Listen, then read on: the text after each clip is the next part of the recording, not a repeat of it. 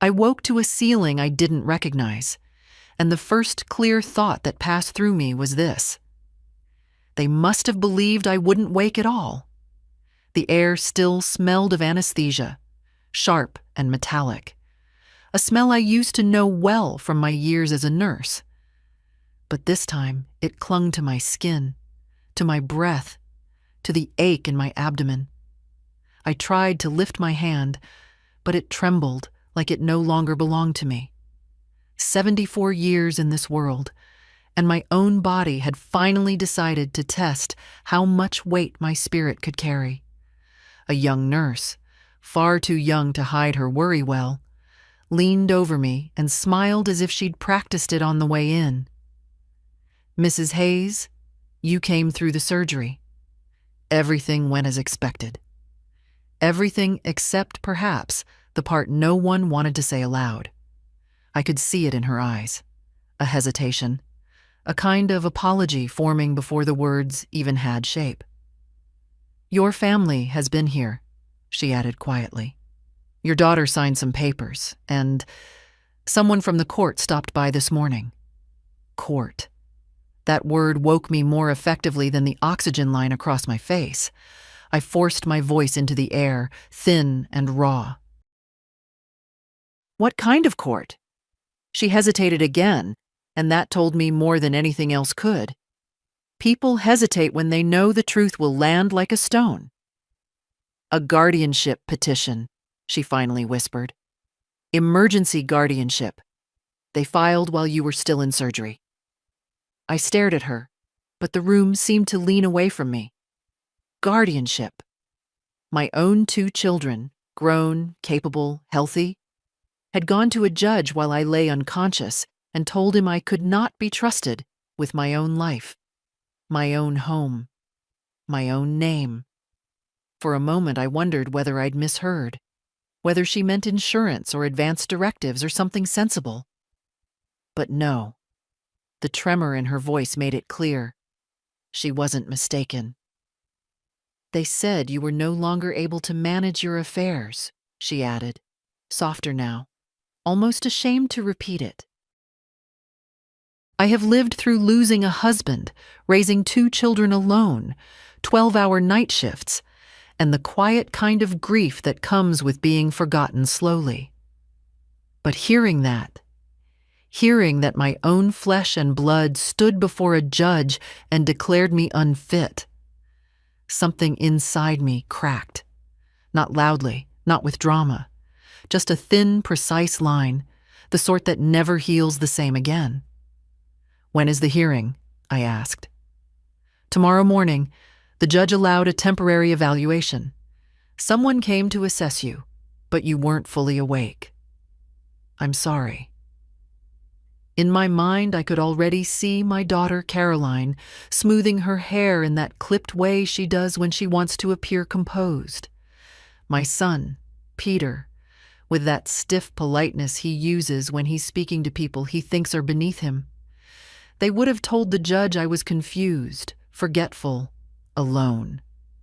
They would not have mentioned that I balanced my own accounts, paid every bill on time, kept my house tidy enough to meet any nurse's standard. They would not have mentioned that I had walked myself into this hospital, steady as any woman my age has the right to be. The nurse adjusted my blanket. "Is there anyone you want us to call?" Yes, there was someone, but not them. Not the ones who hoped to wrap my life in legal restraints before I had even opened my eyes. My breath came slowly, carefully, as I gathered enough strength to speak. "Yes," I said. "Call Margaret Cole, my neighbor. Tell her I need my documents brought here. All of them." The nurse nodded and hurried out, grateful, perhaps, to be done delivering the truth. Alone in the room, I let my hands rest on the sheets. They still trembled. Maybe from the anesthesia. Maybe from the betrayal. Hard to say. At my age, pain blends together until you learn to name it by texture, not by cause. I stared at the window, the daylight too bright, too indifferent, and whispered, barely audibly. They think I'm done. They think I won't fight. But I was awake now, and that changed everything. By evening, the room had grown quieter, the kind of quiet that settles not from peace, but from exhaustion. A soft hum came from the hallway, carts rolling, shoes whispering against tile, voices kept low for the sake of those who were fighting battles no one could see. I lay there, listening to all of it, letting the sounds remind me I was still in the world, still breathing, still mine. It must have been close to midnight when a woman I'd never seen stepped into my room. No introduction, no warmth. Just a clipboard, a stiff jaw, and the kind of gaze people use when they're evaluating livestock before an auction. She approached the bed with quick, clipped steps. "Mrs. Hayes, I'm conducting an emergency capacity assessment," she said, without looking directly at me. "Please stay awake and respond clearly." Her voice carried the absolute certainty of someone who had already decided what she wanted to find. I blinked slowly, gathering myself. "I just came out of surgery," I murmured. "Yes," she said. "All the more reason to determine your current level of function. I need to ask several questions." She positioned herself at the foot of my bed, like a judge presiding over a case that had already been won. I could feel how weak I was. My abdomen pulsed with every breath, my limbs heavy as wet cloth. It was hardly the moment to defend one's entire life. "What day is it?" she asked. The room swayed a bit. I searched for the memory, but the anesthesia still clouded my thoughts. I managed an answer, unsure if it was correct. She scribbled something. "And can you tell me your full address?" I repeated it carefully. My voice shook, but not from confusion. From anger I had not yet allowed to surface. "Still," she wrote, her eyebrow lifting slightly, as if even my correct responses were inconveniences. "Who is the current president?" I answered again. She paused, sighed softly, and glanced at her watch. "When you're home alone," she said, "do you ever feel unable to manage tasks or make decisions?" I looked straight at her. "No," I whispered. "I manage just fine. And yet your children reported increasing forgetfulness, confusion, and misplacing important documents." That made me turn colder inside. My children had been thorough. They'd prepared their story before the scalpel ever touched me. "That's not true," I said. She gave me a soft, patronizing smile, the kind used on elderly patients who insist they're fine when everyone around them claims otherwise. "Mrs. Hayes, many people your age have difficulty recognizing cognitive decline in themselves. It's normal. Normal." What an easy word people use when they want to take something from you while pretending to help. She asked a few more questions, none of them particularly meaningful, but all phrased as if the entire world balanced on my ability to answer quickly, perfectly, without the slightest hesitation, as if the fog of medication, blood loss, and pain could be interpreted only one way: incapacity. When she finished, she stood there a moment longer, tapping her pen against the clipboard. "The court will review my notes in the morning," she said. "If you have concerns, you may address them then, assuming you're well enough to attend." I didn't respond. I simply watched her walk out, neat and efficient, leaving behind the faint scent of disinfectant and inevitability. Once she was gone, I closed my eyes and breathed as deeply as my sutures allowed. There is a shame that comes with being evaluated like that, a quiet, cutting shame, even when you've done nothing to deserve it.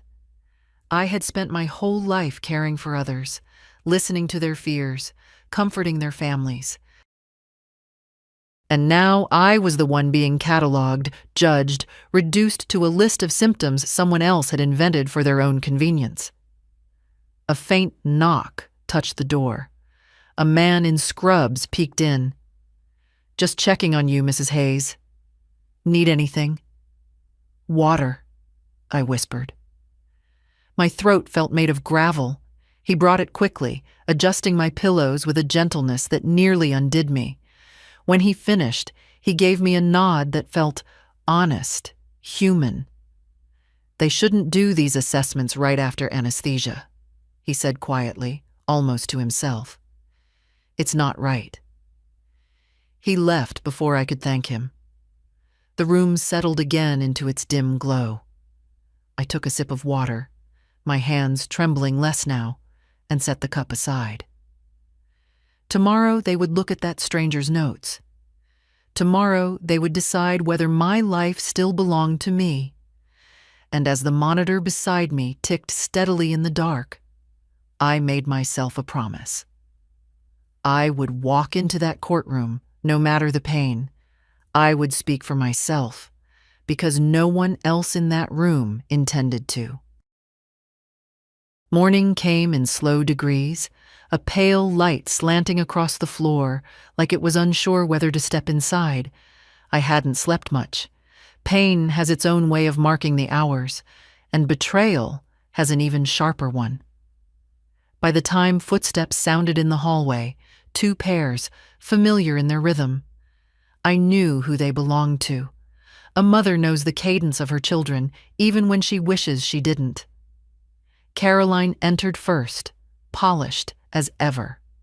Her hair was pulled back tight, her blouse immaculate, her expression carefully arranged into concern. Peter followed, looking tired in the way people look tired after spending a night rehearsing excuses, not offering comfort. "Mom," Caroline said, leaning over me, you look better than we expected." There was something in her tone, a small disappointment tucked beneath the sweetness. I didn't comment. I simply watched her, my silence a thing she had never learned how to read. Peter set a paper cup of coffee on the table with a clumsy attempt at gentleness. "We wanted to check on you before the hearing," he said. "Make sure you understand what's going on." Oh, I understood. Maybe not the legal tangles, not yet, but the human ones. I'd seen them forming for years. Distance disguised as busyness. Politeness used like a shield. The kind of conversations that skirt around truth the way a cat circles a puddle. Caroline glanced at the door, making sure no one else was close enough to overhear. "Mom, this isn't personal. You have to know that. We just want to make sure you're safe." "Safe from what?" I asked quietly. She hesitated. That was the first crack. She hadn't expected a direct question, not from a woman who'd been cut open less than 24 hours ago. "Well," she began, choosing each word with the precision of someone picking a path through broken glass. "You've been struggling, forgetting things, leaving the stove on. You lost your purse twice in the last month." I looked at her, letting the silence stretch. "None of that happened," I said. She blinked too quickly. Peter shifted, uncomfortable, like he'd just realized he'd boarded a boat with a leak. "Mom," he tried, "we're not accusing you of anything, but we've been worried, and the hospital said—" "The hospital said I survived surgery," I interrupted. "Everything else, someone else said for them." Peter's jaw tightened. "You have to stop making this harder than it needs to be." There it was, the truth, flaring out from under his polished calm. Caroline stepped closer, lowering her voice. "Mom, the house needs upkeep. The bills are complicated. You shouldn't be dealing with those things alone anymore. Once the guardianship is in place—" She stopped. Too late. I heard it. The slip she hadn't meant to reveal. In place, not if granted. They'd planned everything before the operation. They had expected a signature, a stamp, a clean transfer of my life into their hands. They hadn't planned for me to wake clear-minded enough to listen. "What have you done to the house?" I asked. They exchanged a glance, one of those quick sideways flashes of shared guilt. The kind siblings develop early in childhood, perfected over time. Peter exhaled sharply. "We changed the locks, only temporarily. We needed to secure things until you're stable." "You changed the locks on my home while I was in surgery," I said. "Mom, it's standard," Caroline insisted. "The court prefers—" "No." I let the words settle, firm but not loud. "The court didn't ask for that." "You did." Neither of them answered. The door swung open suddenly, and the nurse wheeled in a tray I hadn't asked for. My children stepped back, their conversation interrupted, their expressions reorganized into something more neutral. "We'll talk after the hearing," Caroline said, smoothing her blouse, as if neat fabric could cover crooked intentions. Peter lifted the coffee cup again, nudging it closer to me. "Try to stay calm, okay? It's better for everyone if we handle this smoothly." They left quickly after that, their heels clicking with a purpose I no longer mistook for love. Once the door closed, the nurse studied me with a gentle concern my children had never mastered. "Rough morning?" she asked. I nodded. She adjusted my blanket and lowered her voice. "The woman who evaluated you last night? She didn't mention your children changing the locks. That's not something the court requires." "I know," I whispered. And for the first time since waking, I felt something steady rise inside me. Not anger, not yet, but a clarity that felt like the first breath after surfacing from deep underwater. They thought I was too weak to resist, too old to understand, too sedated to fight. But I was awake now, painfully awake, and there was a hearing waiting for me. I wasn't going to face it lying down. Margaret arrived just after sunrise, her footsteps announcing her long before she reached the doorway. Even in her late 70s, she moved with the brisk certainty of a woman who had spent a lifetime in courtrooms, where hesitation was a luxury no one could afford. When she stepped into my hospital room, she didn't look at my IV lines or the bruises along my arms. She looked straight at my eyes, searching for the part of me that hadn't been cut open. "You should have called sooner," she said, setting her handbag on the chair. "But I'm here now. That's what matters." It was the first moment since waking that I felt something close to relief. "The documents," I whispered. She reached into her bag and pulled out a thick envelope. "Everything from your desk drawer. Financial statements, your advance directive, the note you wrote about emergency decisions. Even the folder labeled Do Not Touch." I didn't peek. She paused, her mouth tightening. "But someone else has." I felt my pulse jump. "What do you mean?" She sat beside the bed, lowering her voice. "Your office window was unlocked. Papers were moved, subtly, but moved.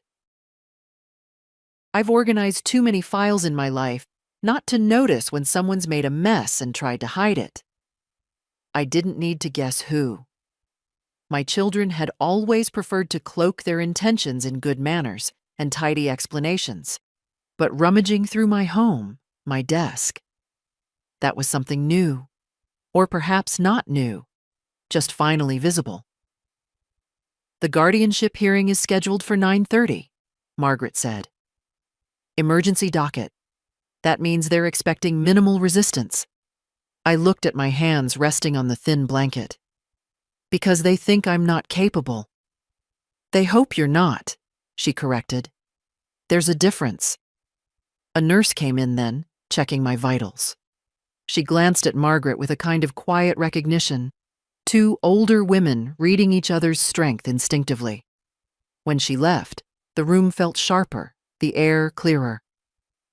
"I won't be able to stand long," I murmured. "I'm still too weak." "You won't need to stand long," Margaret said. "You just need to show up. Capacity isn't measured by how fast you walk. It's measured by whether you understand what's being done to you." That struck something inside me, an ache deeper than the surgical wounds. I understood perfectly. Margaret unfolded the advance directive and placed it on my lap. "Do you remember signing this?" "Of course I remember," I said. "It was only a few weeks ago." "Good. Because this," she tapped the page gently, "might be the thread that unravels everything your children have done." Outside the room, a cart rolled by, rattling with metal instruments. I listened, thinking of how many times I'd pushed such carts myself, how many patients I'd reassured in the same tone nurses were now using on me. Funny how life circles back, offering you a version of yourself you barely recognize. Margaret pulled out another paper. "Now, this is the concerning part. They filed under emergency conditions. They claimed you were a danger to yourself. They submitted statements saying you were confused, unable to manage medication, forgetting conversations." A dull burn settled behind my ribs. All lies. Yes, but lies carry weight when repeated with confidence. Judges are tired. They see so many real cases of decline that they're primed to accept the familiar story. She reached for my hand. "But you have history on your side. A clean record. No incidents. Bills paid. Mail sorted. Medical appointments kept. We'll bring everything." I looked at the envelope, thick with the proof of decades lived in order and quiet responsibility. Proof that should have never been necessary. "And the assessment they forced on you last night," she continued, "isn't standard. It shouldn't have happened so soon after surgery, but it's in the file now. We can't undo that. We can only counter it." "What do we do?" I asked. Margaret stood. "First, you're getting transported to the courthouse. I already requested it. They'll bring a wheelchair." "Today?" My voice came thinner than I intended. "Yes," she said, "because if you don't attend, the judge may grant temporary guardianship by default. Your children are counting on that." I let her words settle. They didn't surprise me anymore, but they landed with the weight of truth, finally acknowledged. A soft knock interrupted us. The young nurse from earlier peeked in. "Mrs. Hayes, transport is being arranged. They'll be here in about 20 minutes." Margaret thanked her and began sorting the documents with practiced efficiency. Watching her, I felt something steady working its way back into my lungs. Resolve, maybe. Or the memory of who I used to be before my children decided to rewrite me. "You're not going to lose your life today," Margaret said without looking up. "Not if I have anything to say about it." I nodded, letting her voice anchor me. Far down the hallway, I heard the squeak of wheels approaching, the chair that would carry me into that courtroom. I wasn't ready, but I was going anyway. The courthouse smelled of old paper and cold air, the kind that seeps into your bones if you sit still too long.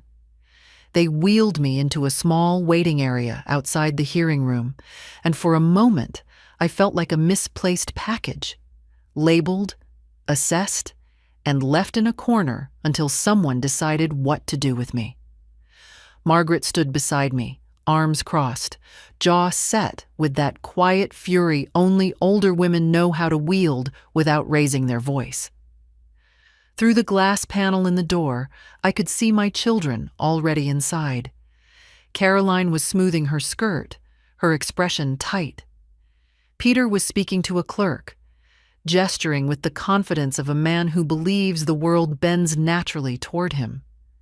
They didn't look worried. They looked prepared. When the bailiff finally opened the door, the room fell into that heavy hush that comes when law and family collide. Margaret wheeled me forward and positioned me at the table opposite my children. I watched their faces shift, just slightly, when they realized I was awake, present, and very much aware. The judge, a gray-haired man with tired eyes, scanned the file before him. "Mrs. Hayes," he said, "we're here to determine whether emergency guardianship is necessary for your protection. Your children have expressed concern about your ability to manage your daily affairs." He said it gently, but the words carried the weight of a hammer. Caroline folded her hands dramatically. "Your Honor, we love our mother deeply, but her condition has been declining. She forgets appointments, misplaces medications." "I do not," I said quietly. Peter cut in, voice strained. "She left the stove on last month. The neighbors saw smoke." "That never happened," I replied. The judge raised a hand. "Let each party speak in turn." Margaret leaned down and whispered, "Let them dig their own hole." I nodded. My children continued, listing moments manufactured to sound like evidence. Missed phone calls became confusion. Asking for help moving a heavy box was transformed into physical instability. Their script was polished, complete, almost elegant in its deception. I listened without interrupting. Sometimes silence is the sharpest blade. When they finally stopped, the judge turned to the evaluator's notes, the ones written while anesthesia still clung to my brain like fog. His brow furrowed as he read, but he said nothing. Not yet. "Mrs. Hayes," he said at last, "do you wish to make a statement?" I lifted my chin just a little. "Yes, Your Honor. I understand my finances. I manage my home. I do not forget my medications. I do not wander or confuse names or lose myself in my own neighborhood. What I am recovering from," I touched my abdomen, "is surgery, not incompetence." My voice was thin, but steady. He listened. Margaret slid forward the documents she had gathered. Bank statements in perfect order, utility bills paid on time, lists of appointments attended, proof of a functional, structured life. The judge took his time reviewing them. Caroline shifted, fingers tightening around her purse strap. Peter cleared his throat too loudly, earning a glance from the bailiff. Then the judge spoke again, more slowly now. "There is a discrepancy here. The petition suggests long-term decline, yet these records show consistent management." Caroline leaned forward quickly. "Because she hides it, Your Honor. Mom has always been proud." A small sadness moved through me at that. Proud? Perhaps, but not foolish. The judge sighed, pinching the bridge of his nose. "We will continue momentarily," he said. "I need to review one more document." He reached into the file, but not the one my children had supplied. The one Margaret had placed on top. My advance directive. His face changed, subtly but unmistakably. A flicker of something like surprise. He looked up. "Mrs. Hayes, you signed this recently?" "Yes," I said. And though no one else understood what that meant yet, I could feel the shift in the room, the first crack forming in their perfectly built case. The judge wasn't ready to question them, not yet. But the question was coming. The judge adjusted his glasses, holding my advance directive as if it were a stone he hadn't expected to find in his pocket. My children leaned forward at the same time, their confidence faltering for the first time since this process began. They hadn't anticipated that document. They hadn't even known it existed. This was signed 3 weeks prior to surgery, the judge murmured, reading more closely. It names an agent for medical and legal decisions in the event of incapacity. Caroline forced a smile that didn't reach her eyes. Yes, Your Honor, that's why we're here. We're her children, naturally. No, the judge said, raising a hand. It does not name either of you.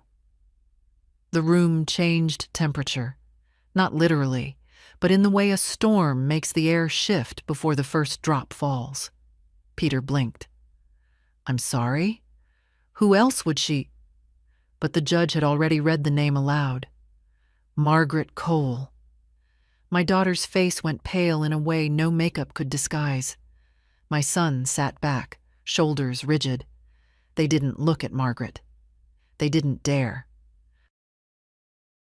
They looked only at me, as if seeing someone they'd miscalculated, someone who had slipped out of the cage they were so certain they'd built. The judge continued, his tone now sharper, more alert. This directive states that Mrs. Hayes understood her wishes clearly at the time of signing.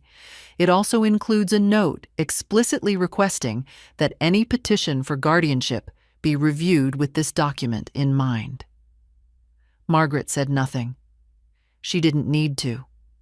Everything she'd done for me in the past week, every quiet decision, every line she'd drawn, was now standing in that room without lifting its voice. Peter tried again, leaning forward, desperation fraying the edges of his voice. Your Honor, we didn't know about this. She must have been confused, misled. The judge interrupted. The signature is witnessed and notarized. Caroline swallowed hard. But she didn't tell us. Why wouldn't she tell us? There it was, the honest question, finally spoken, not because they cared, because they were afraid. The judge tapped the directive once, lightly, as if weighing the sound. Before I go further, I want to ask a direct question. He looked straight at me. Mrs. Hayes, when you signed this document, did you do so willingly and with full understanding of its meaning? Yes, I said. I wanted someone I trust to protect my wishes. And that person is not your children? I let the silence settle before answering. No, Your Honor, it isn't. Something inside me steadied as I said it. Not triumph, not bitterness, but a quiet recognition of the truth I had lived with for years. The judge nodded slowly, leaning back. Then I must reconsider the basis of this petition. Emergency guardianship requires evidence of harm, incapacity, or risk. At present, all I see are allegations unsupported by documentation. Caroline's voice cracked. But she's not the same, Your Honor. She's weaker. She's forgetful. I am recovering from surgery, I said calmly. Peter's hand tightened around the edge of the table. We're trying to help her. No, Margaret said for the first time, her voice low and clear. You're trying to control her. The judge cleared his throat. I will ask one more question. He looked at my children now, not unkindly, but without the indulgence they had expected. Why was the petition filed while their mother was in surgery? Both of them froze. It was the question they didn't prepare for, the one they never imagined would be asked in a room where they expected only agreement. Peter opened his mouth first, but whatever excuse he intended died before it formed. Caroline tried to recover, voice thin and defensive. We thought it was the safest time, Your Honor. She wouldn't be stressed by the process. The judge stared at them for several seconds, long enough for their explanation to collapse under its own weight. Then he set the file aside. I've heard enough, he said. Margaret placed a hand gently on the back of my wheelchair, grounding me, and I exhaled slowly, feeling that thin thread inside me pull tighter, stronger. The hearing wasn't over. There were still procedures, signatures, formalities ahead. But the balance had shifted, and everyone in the room knew it. The judge lifted the advance directive again, studying it with the quiet concentration of a man who had finally found the thread that explained the entire unraveling. My children watched him with a shared, dawning fear, like two people discovering the ground beneath them was not stone, but thin, cracking ice. "Given this document," the judge said, tapping the corner, "the court must defer to the agent designated by Mrs. Hayes unless evidence proves she is incapable of fulfilling the role." His gaze moved to Margaret. Peter's mouth fell open slightly. Caroline stiffened so sharply, her necklace shifted against her collarbone with a soft click. "Your Honor," Caroline said, her voice trembling with the effort to stay controlled. "This makes no sense. She barely knows Margaret." "We've lived next door to each other for 23 years, Margaret said evenly. "Your mother asked for my help because she trusted me not to interfere with her independence." Caroline blinked rapidly, caught off guard by the simple truth. "But we're her children." "And yet," Margaret replied, "you filed for guardianship without her consent, changed the locks on her home, and attempted to restrict her access to her own property." The judge looked at my children again, this time with a deeper gravity. "Is that accurate?" Silence. A silence that said more than any denial could. Finally, Peter muttered, "We were trying to protect her." "From what?" the judge asked. "The surgery she consented to? The home she maintains? The bank accounts she manages without error?" No answer. The judge leaned back, shoulders relaxing as if the entire puzzle had finally arranged itself. "This petition claims urgent risk," he said. "But I see no evidence of risk, only assertions contradicted by financial records, medical documentation, and this advance directive." He closed the file with a deliberate, final sound. "I am denying the petition in full." Caroline gasped softly. Peter's jaw clenched, his face darkening as the meaning settled over him. Not only had they failed, but the failure was now a matter of public record. My heart, weak as it was, steadied itself against my ribs. The judge continued, "Furthermore, I am issuing a temporary protection order preventing either petitioner from accessing Mrs. Hayes's property, accounts, or personal documents until the matter is fully reviewed." It was not vengeance. It was justice catching up to the truth. "Your Honor," Peter tried, but the judge held up his hand. "The court takes attempts at inappropriate guardianship very seriously. You may not use the legal system as a means to override a competent adult's autonomy." Caroline's composure finally cracked. Her voice came thin, almost pleading. "We thought we were doing the right thing."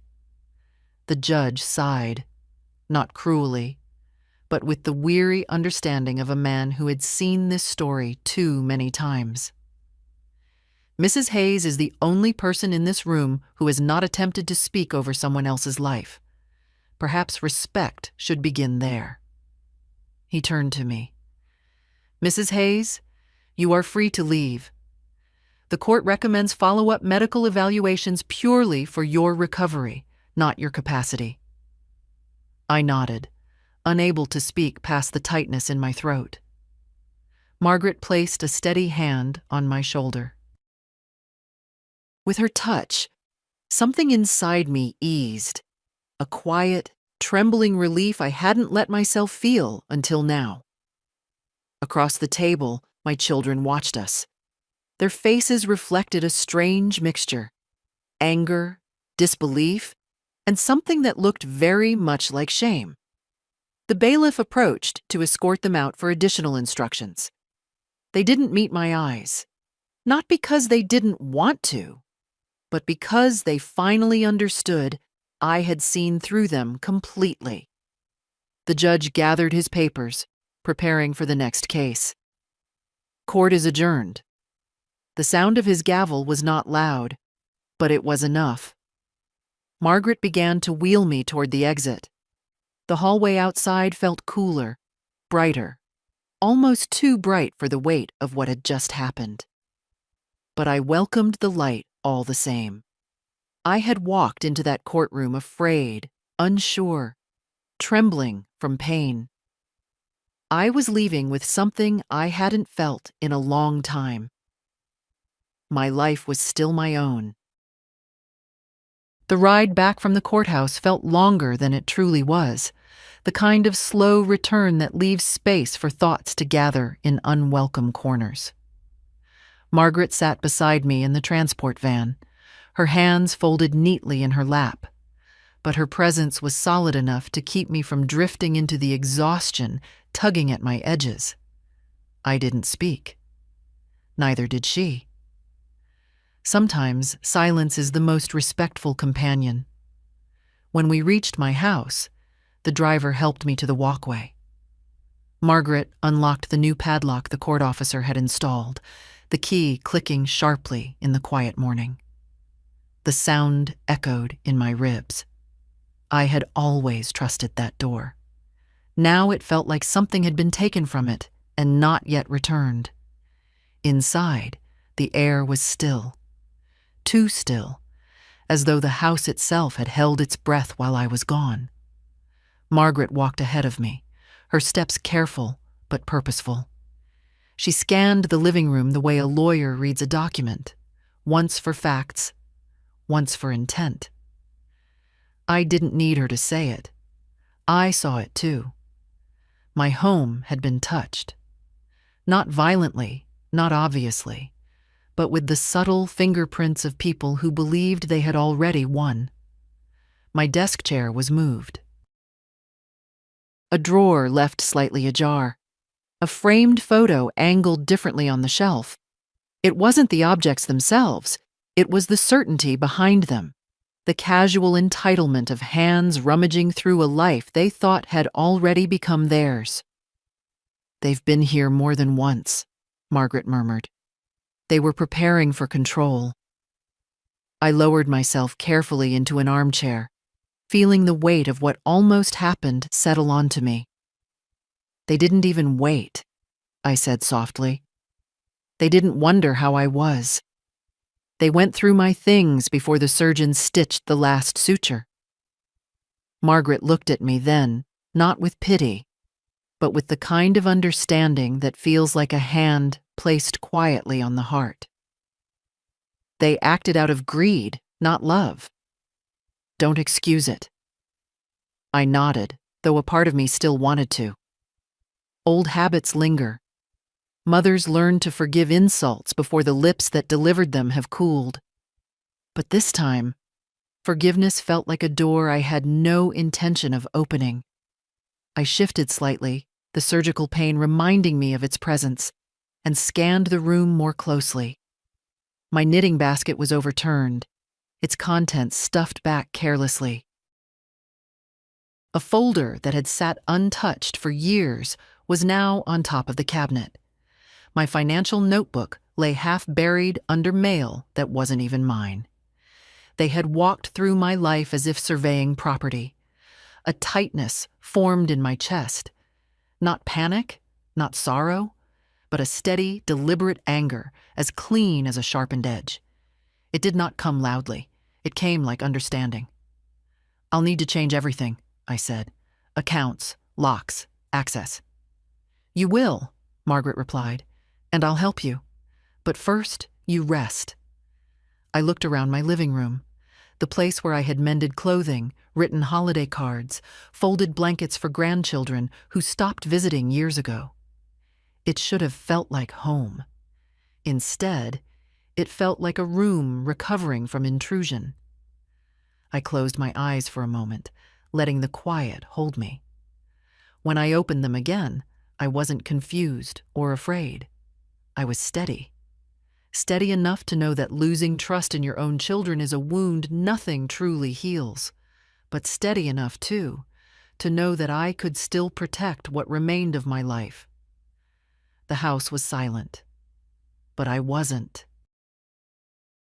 By afternoon, the pain from the surgery had settled into a slow, persistent throb, present, but no longer sharp enough to cloud my thoughts. Margaret insisted I rest, but I didn't want to lie down. Rest felt too close to surrender, and I had surrendered more than enough already. Instead, I sat at my kitchen table, the familiar wood beneath my palms reminding me that this place, despite everything, was still mine. Margaret laid out the documents she'd retrieved, arranging them into tidy stacks. "Your financial advisor can meet with us over video," she said. "He offered to join in an hour." I nodded. I hadn't spoken to Daniel Winters in months, not from neglect, but because my accounts never required fussing. I lived modestly, had no debts, and kept things simple. That simplicity had always been my shield. Now it would have to become something sturdier. When Daniel's face appeared on Margaret's laptop, he looked genuinely relieved to see me upright. "Mrs. Hayes, I heard about the petition. I'm glad you're all right." "All right is a generous term," I replied. "But I'm here." He cleared his throat. "I reviewed your accounts after receiving Margaret's call. There have been multiple attempts to access your online banking profile in the past week." My stomach tightened. "From whom?" He hesitated, just long enough to confirm what I already suspected. "The attempts were made using security questions only your children would know. Birthplaces, school names, your mother's maiden name." Margaret exhaled slowly, her expression darkening. "They were preparing to take everything," she said. Daniel nodded. "If the guardianship had gone through, the bank would have transferred authority immediately. They preemptively tried to guess access pathways, likely expecting the court to finalize the petition quickly. It was one thing to imagine betrayal. It was another to see its fingerprints in a bank's digital logs. "What do we do now?" I asked, keeping my voice steady. "We lock everything," Daniel said. "Every account gets new authentication, new passwords, and new security questions. We set monitoring alerts. And," he added gently, "we freeze any joint access, even emergency contacts. For now, no one but you and me will be able to move a cent." I nodded again. It should have hurt more to sever those ties. It didn't. For years, I believed that giving my children financial access, informal though it was, meant trust, support, connection. Now I saw it clearly for what it had become, a quiet invitation to be taken for granted. While Daniel walked us through each step, Margaret took notes. She was meticulous, patient, unshakable. I felt my world stabilizing one careful measure at a time. When the call ended, I sat back slowly, letting the room come into focus around me. The kettle on the stove, my worn recipe box, the faint smell of lavender from the sachet in the cupboard.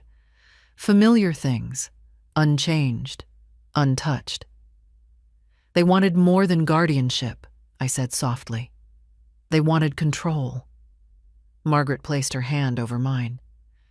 "They wanted to replace your independence with their convenience." I looked down at our hands, hers steady, mine thinner than I remembered, but no longer shaking. "We've secured the accounts," she said. "Next comes the legal part. We'll make it impossible for them to try this again." I breathed out, slow and long. The betrayal was real, yes, but so was the clarity it left behind. And clarity, I was learning, was a kind of strength I hadn't used in years. Evening light was sliding through my living room windows when the knock came, sharp, hurried, and practiced in its impatience. Margaret was still sorting documents in the kitchen, but she looked up at me, waiting for my signal. I didn't need to speak. I simply nodded. I already knew who stood on the other side. When I opened the door, Peter stepped in without waiting to be invited, the way men do when they believe they still hold authority. His face was contorted with something halfway between anger and disbelief. I recognized that expression well. People wear it when the world refuses to behave the way they'd scripted it. "Mom," he said, shutting the door behind him. "What happened today was unnecessary. You embarrassed us in front of a judge." I let his words hang there, stale and heavy. "I didn't embarrass anyone," I replied. "I told the truth." He paced the room, his agitation building with each step. "You made us look like villains. Do you understand how serious this is? The judge filed protective orders. I can't even check on the house. I can't access anything." "Good," I said. He froze, turning toward me slowly. "Good? That's your response?" "Yes." He stared at me like he was trying to reconcile the mother he remembered, soft-spoken, accommodating, with the woman standing before him now, a woman he no longer recognized. He rubbed the back of his neck, a gesture he'd had since childhood, though age had turned it into something sharper. "You're being manipulated," he said finally, "by Margaret. She's putting ideas in your head." "I asked for her help," I replied. "You filed for guardianship without speaking to me. Without warning, I would be stripped of control over my own life." He waved this away with a short, irritated gesture. It wasn't about control. It was entirely about control. He inhaled sharply, preparing to speak, but for the first time in a long while, I didn't wait for him to finish the sentence. I stepped in first. "When?" I asked. "Was the last time you visited without wanting something? When did you knock on this door just to see if I was well? When did you offer help instead of asking for it?" His jaw tightened. "This isn't about the past." "It is exactly about the past," I said, "because that is what guardianship would have rewritten. The past, the present, and the rest of my life." He shifted uncomfortably. "We thought you were declining." "You didn't think," I said. "You assumed, because it was convenient." His face reddened, frustration flickering behind his eyes. "Mom, we're trying to keep things manageable. You're alone. You're aging. And you are my son," I replied softly, "not my keeper." For a moment, the room felt suspended, like even the air had paused to see what he would do next. But he had already exhausted all his arguments. What was left now was the truth he didn't want to look at. He lowered himself into a chair and put his head in his hands. "We can't afford the bills without your help," he said quietly, as though confession might soften the edges of deceit. Ah. There it was. The real reason, finally spoken aloud. "Then you'll have to learn," I said. He lifted his head, eyes widening. "You can't leave us like this." I folded my hands gently in my lap. "I'm not leaving you. I am simply refusing to be used." For a long time, he didn't speak. Then he rose slowly, as if carrying a weight he didn't want to acknowledge. "When you're ready to be reasonable," he said, "I'll come back." I met his gaze, clear and steady. "I'm already reasonable. That's the part you can't accept." He didn't respond. He simply walked out, letting the door close behind him with a softness that felt strangely final. Margaret stepped into the doorway after he left. "You handled that well," she murmured. I exhaled, feeling a tremor work its way through me, not fear, but release. I didn't want to hurt him, I said. You didn't, Margaret replied. You told him a truth he didn't want to hear. That's different. I rested my hands on the armrests, feeling the weight of the day settle quietly around me. For the first time in years, I had spoken without shrinking, and I wasn't sorry. Caroline arrived the next morning without calling first, which was unlike her. She usually scheduled her emotions the way she scheduled her meetings, tightly, precisely, always with an exit strategy. But this time, when I opened the door, she stood there with wet eyes and a stiffness that betrayed how hard she was working to hold herself together. Mom, she said, her voice already trembling. Can we talk? I stepped aside. She entered slowly, as though the air inside my home might accuse her the moment she crossed the threshold. She looked around, not at the objects, but at the silence. Margaret wasn't here this morning. It was just the two of us, and the quiet was heavy enough to make her swallow twice. She sat on the edge of the couch, hands clasped so tightly her knuckles whitened. I didn't sleep, she whispered. I kept replaying the hearing. I kept thinking, you must hate us. I don't hate you, I said gently, but I'm not blind. She winced, as if the softness hurt more than anger would have. We thought we were doing the right thing. Peter pushed for it more than I did, but I agreed. I didn't stop him. That's the part I can't defend. I took the armchair across from her, lowering myself carefully. My abdomen still pulled when I moved, a reminder of how vulnerable I'd been when my own children made their plans. Caroline looked down at her hands. You've always been so strong, Mom. You never asked for anything. That made it hard to know when you needed help. I asked, I said quietly, just not with words. She blinked, confused. For years, I continued, I needed understanding. I needed company.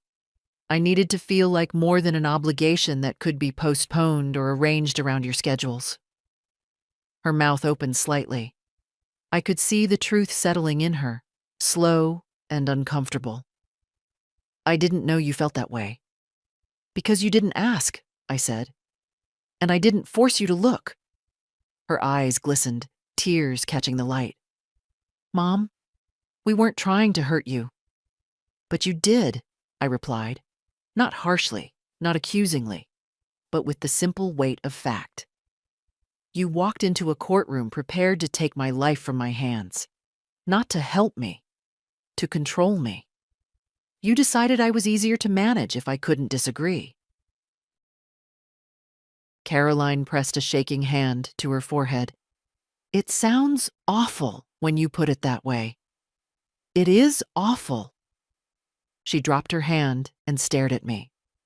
For the first time in years, she wasn't looking past me or around me. She was looking at me, at the mother she had slowly turned into a background figure, at the woman she assumed would always understand, always adjust, always make room for her priorities. I thought, she whispered, that if we handled things, it would take pressure off you. No, I said. It would take pressure off you. Don't confuse the two. A long silence followed. Not tense, just honest. A silence where truth finally had room to sit without being pushed aside. After a moment, she reached for a tissue from her purse, dabbing her eyes. I'm ashamed, she said. Truly. I nodded. You should be. She let out a breath, shaky and thin. Can we fix this? Not today, I answered, and not by pretending it didn't happen. Trust isn't repaired by promises. It's repaired by changed behavior. She nodded slowly, absorbing every word as though they were heavier than they sounded. I want to try, she whispered. I know, I said. But understand something, Caroline. I won't bend myself in half again to make it easier for you to change. She looked down, tears dripping onto her wrist. I'm sorry, Mom. I believed she was, but apology alone was only the beginning. She didn't stay long after that. When she stood to leave, she hesitated at the doorway, waiting to see if I would offer comfort the way I always had. I didn't. Not out of cruelty, but out of necessity. She left quietly. And for the first time, the silence that followed felt like space I needed, not space I feared. The next days passed in a kind of steady, deliberate rhythm, each hour bringing something back to me that had been quietly taken. Strength, clarity, ownership. The house felt different now, as though it were slowly returning to its original shape after being bent by someone else's hands. Margaret visited every morning with a thermos of tea and a legal pad already half filled with notes. She was tireless in a way only older women can be, slow in movement, sharp in purpose. We're going to make this permanent, she said one afternoon as we sat at my kitchen table, the late sun warming the wood. Not just the bank freezes, not just the protective orders. Something stronger. I knew what she meant before she said it. An irrevocable trust. She nodded. Once it's established, your children won't be able to petition for guardianship again under the guise of financial concern. Your assets will be managed exactly as you designate. No interference, no access. I rested a hand on the table, feeling the grain press gently against my palm. And they'll know? They'll know enough, she said. The rest doesn't concern them. It struck me then. How much of my life I had spent worrying about their comfort, their expectations, their feelings. And in return, they had not spent a single breath worrying about what stripping me of autonomy would do to mine. My heart ached, but not from longing, from clarity. The attorney arrived later that week, a soft-spoken man with silver hair and patient eyes. He greeted me with the kind of respect many reserve for younger, wealthier clients, but he gave it freely, without question. After reviewing the situation, he laid out the structure of the trust. Assets transferred, instructions fixed, access restricted. You will remain in full control, he said. Margaret becomes your successor trustee. Only if you become incapable, and only under medical confirmation from 2 independent physicians. I looked at Margaret then. She simply nodded, her eyes steady. No triumph, no eagerness, just loyalty offered without noise. We signed the documents at my dining table, the pen gliding across paper with the soft, decisive sound of a chapter turning. Each signature felt like a quiet reclaiming. This is mine, and this too. When we finished, the attorney gathered the papers with a small, satisfied nod. It's done, he said. Legally permanent. A strange stillness settled over me, almost like grief, but gentler. An acknowledgement that something had ended. Not my relationship with my children, that had fractured long before. What ended was the illusion that they would protect me simply because I had once protected them.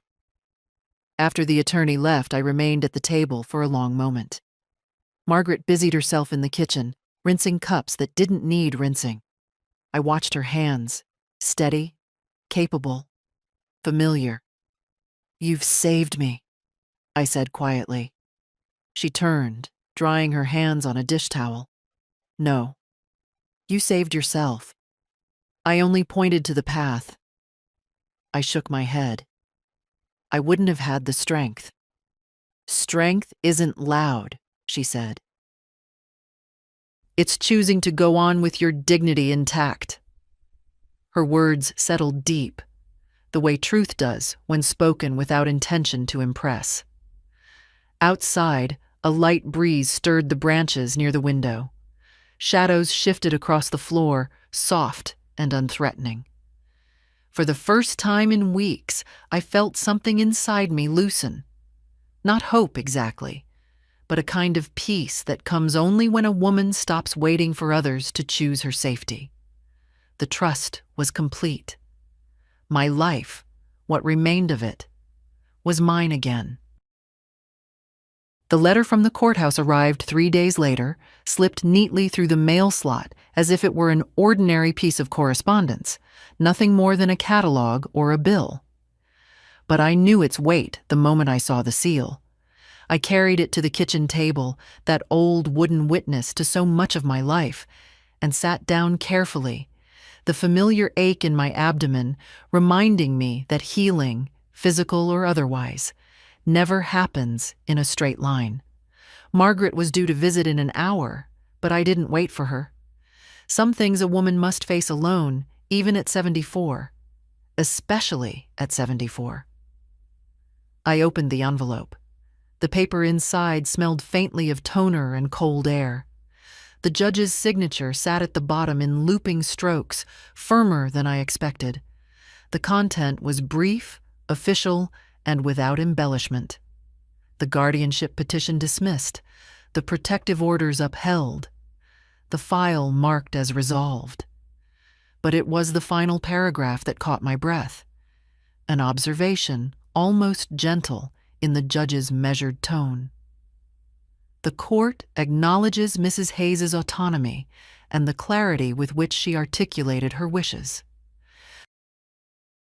She retains full capacity and should be afforded the dignity of self-determination without interference. Dignity, autonomy, words so straightforward, yet so rarely given freely to women my age. I laid the letter flat on the table and smoothed the creases with my fingertips. My hands looked older than they felt, thinner, more lined, the veins more pronounced. But they did not shake. Not this time. Across the kitchen, the morning light touched the edges of the cabinets, warming them slowly. I watched it move, soft and steady, and thought of how close I had come to losing everything that made me myself, not because my body failed me, but because the people who should have defended me decided instead to rewrite me into someone helpless. For years I excused small cruelties. I filled the silence when they didn't call. I softened my needs so theirs could stand tall.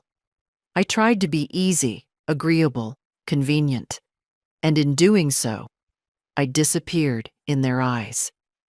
The letter lay open in front of me like a mirror, not reflecting my children's failures, but my own fear of seeing the truth earlier. That is the quiet heartbreak of motherhood. You forgive them until the ground beneath you has worn thin. A sudden breeze pushed through the small gap in the kitchen window, rustling the paper. I reached out and held it down, not out of fear it would fly away, but because the gesture felt symbolic, steadying something that finally belonged to me again. When Margaret arrived, I didn't hand her the letter. I simply gestured to it, letting her read in silence. She nodded slowly, her expression thoughtful but unsurprised. "Well," she said after a moment, "that's closure." "It is," I agreed, "but it's also a beginning." She sat across from me. "How do you feel?" I took a breath, deep and unhindered. "Light," I said, "but not in the way of relief. More like, the air finally matches my lungs." Margaret smiled at that, a small, approving smile. "You've earned that." I folded the letter, not carefully, not ceremoniously, but with the quiet confidence of someone who no longer fears it being needed again. I placed it in the drawer beside the stove, where I keep things I refuse to lose track of. Outside, a car passed by, slow on the residential road. The world was moving again, at its own unremarkable pace. But something in me had settled. Something firm, something necessary. The case was closed, and so was the door I'd been afraid for too long to lock. 2 days after the letter arrived, I found myself waking before dawn, long before the neighborhood stirred.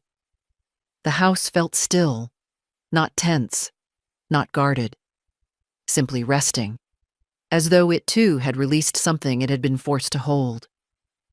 The pain from the surgery was dull now, manageable. My legs were steady enough to carry me without fear of folding beneath me. And somewhere inside, a quiet resolve had settled, patient and unmistakable. "I think it's time," I said aloud to the empty room, surprising myself with the firmness in my voice. Margaret arrived shortly after breakfast, her coat buttoned against the chill, her hair neatly pinned as always. When she saw me dressed and sitting near the front door, she studied me for a moment, then nodded. "You're ready?" "Yes," I said. "I want my own words in the record, not theirs." We drove to the courthouse in her old sedan, the heater humming unevenly, the windows slightly fogged. I watched the familiar streets pass by. Quiet houses, trimmed hedges, the bakery where I used to buy cinnamon rolls for my children when they were small. I wondered whether either of them remembered those mornings. I doubted it. Childhood memories often fade gently for the child, but remain vivid and sharp for the mother. When we reached the courthouse, Margaret walked beside me, not touching my arm unless I needed her to. Respect, I've learned, is often just the right amount of distance. Inside, the building felt less intimidating than before. The echo of footsteps didn't unsettle me. The fluorescent lights didn't wash me out. I wasn't here to defend myself today. I was here to speak. We stopped at the clerk's desk. The young woman behind it recognized my name immediately. The case had stirred more conversation than I expected. She gestured toward a quiet corner with a small writing table. "You may submit your statement here, Mrs. Hayes. Take your time."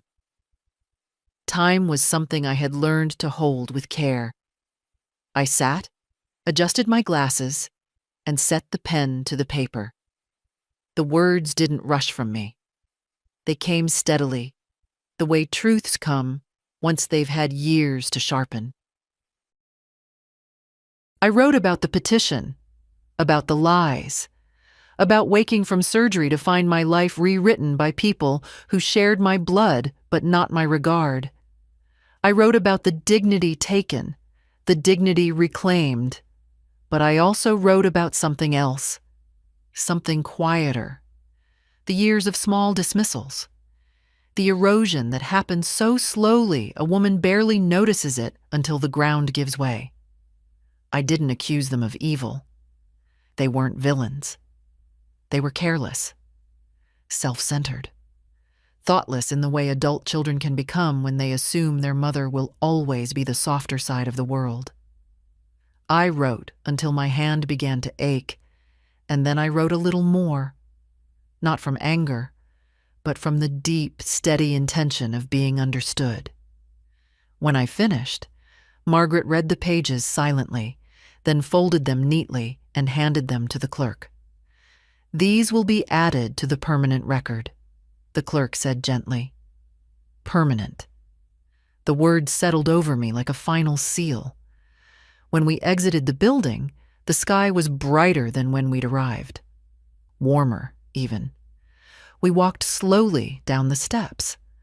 I felt each one in my knees, but none of them defeated me. Margaret glanced at me as we reached the car.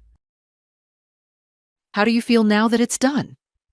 I considered the question, letting the air fill my lungs before answering. "Clear," I said. like my voice finally lives in the same world as my life. She smiled, not wide, not dramatic, just enough to let me know she understood. We drove home in comfortable quiet, and for the first time, the courthouse behind me didn't feel like a place of judgment. It felt like a place where I had reclaimed myself. The morning after I filed my statement, the house felt different. Not triumphant, not victorious, just quietly aligned with itself again.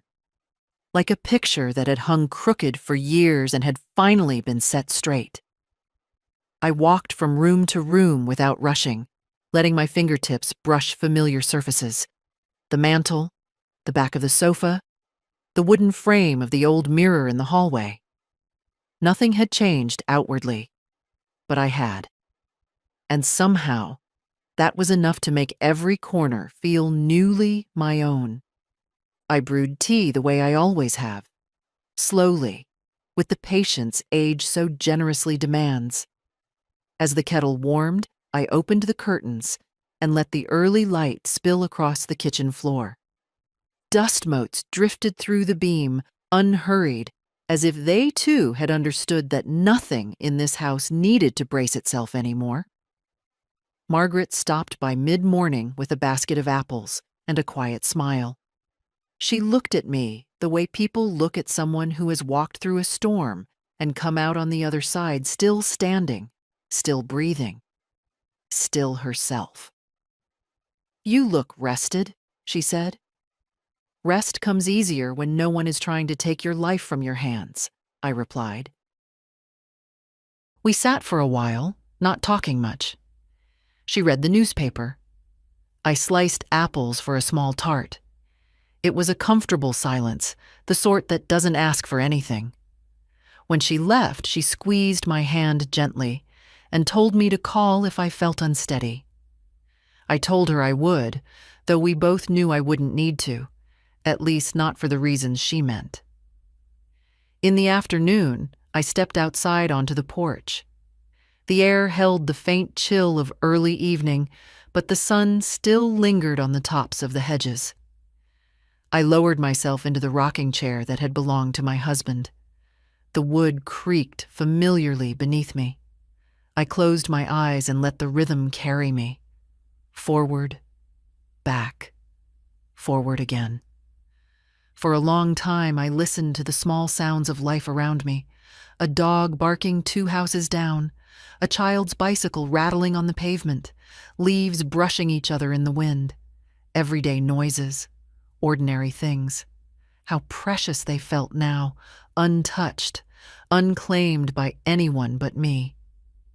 I thought about my children, not with anger, not even with grief, but with a kind of quiet acceptance. They had made their choices. I had made mine. Maybe one day they would find their way back to something resembling respect. Maybe not. But I no longer needed to wait for that possibility. Some bridges must remain standing even when they're rarely crossed. Others must be closed to keep the ground beneath you safe. As the sun dipped lower, I opened my eyes and let the evening settle around me.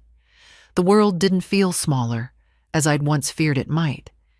It felt clearer, defined, mine. I lifted my teacup, took a slow sip, and let the warmth linger. A woman spends so much of her life pouring herself into others that she forgets how steady her own hands can be when she finally holds something meant for her. My dignity, my voice, my life, returned quietly, without ceremony, but returned all the same. If you're reading this, whoever you are, wherever you are in your own years, remember this one truth. Don't let anyone decide the shape of your life for you, not even the ones who call you family.